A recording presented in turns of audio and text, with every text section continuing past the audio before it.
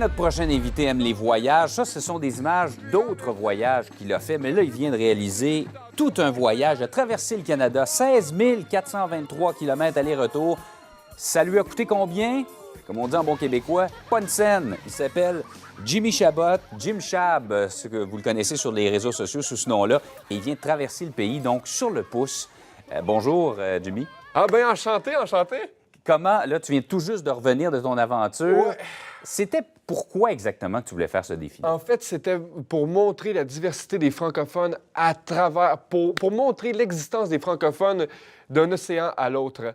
Parce que moi, qui ai grandi ici au Québec, je voyais pas qu'il y avait des francophones partout au pays.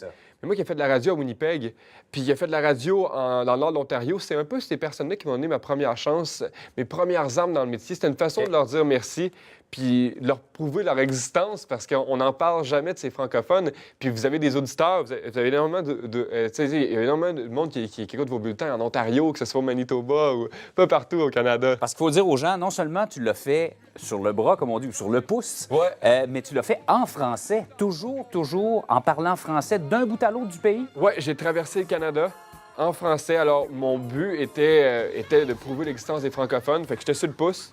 Et des fois, ça arrivait que je refaisais des raids. OK?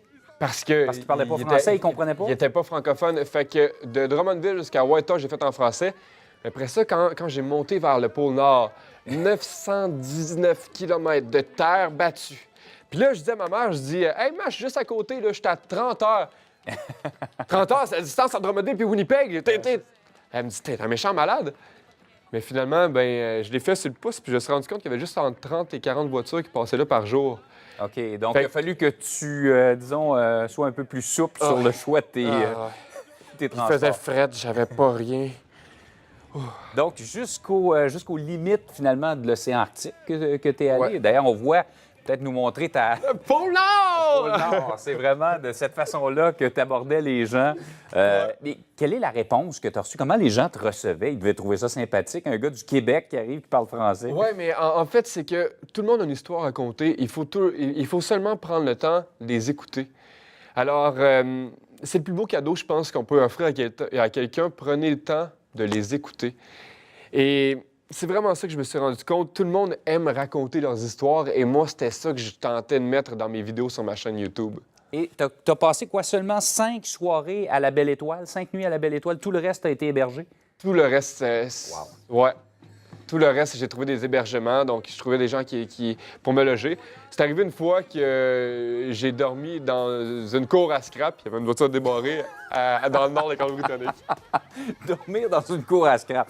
Ça, c'est la dernière chose à laquelle j'aurais pensé. Et donc, tu reviens de là complètement transformé. Je suppose ça change une vie, ça. Oui, parce que en fait, ce n'est pas... j'ai pas vu le Canada comme le voient les touristes. J'ai pas vu la Tour du Seine. J'ai pas vu... J'ai pas vu les beautés du Canada. J'ai sorti des sentiers battus. J'ai vu la beauté des êtres humains. Ah, je peux pas demander de meilleure conclusion que ça. Non, mais j'aime beaucoup ta leçon. Tout le monde a une histoire à raconter. Il faut juste l'écouter. Je pense qu'on pourrait tous retenir ça. Hey, Jimmy, c'est fascinant. Merci d'être venu nous en parler. Bon retour à la vraie vie. Là, ça va te coûter un peu plus d'argent, par exemple. Ouais. Mais tu peux parler français. Je sais pas. Peut-être bien que je peux partir faire le tour du Québec. Merci beaucoup, Jimmy. Un plaisir. Bonne journée. Bon retour.